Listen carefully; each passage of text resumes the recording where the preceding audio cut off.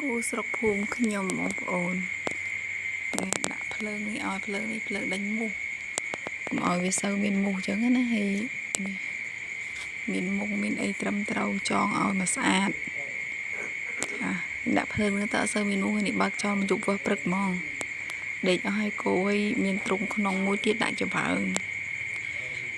ឲ្យវាស៊ីទាំងយប់ទាំងថ្ងៃអញ្ចឹងណាថ្ងៃឲ្យទ្រុងក្រៅស្អែកឲ្យខ្ញុំថតវីដេអូពេលដាក់ទ្រុងក្រៅនេះ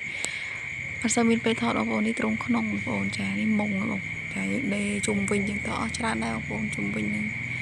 នេះដេកអស់ហើយនេះដាក់ភ្លើងហ្នឹងទៅមិនមែនថាវាអត់មុខទេបងប្អូនវាមានដែរតែគាត់ថាវាអត់សូវខំអញ្ចឹងណា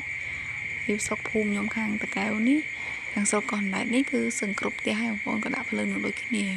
ហើយដេមុងអញ្ចឹងឲ្យប្រក់ដបូលឲ្យមកស្អាតអញ្ចឹងចាហើយមានភ្លៀងទេឲ្យខាងក្រោមនេះចាក់សាបទៀត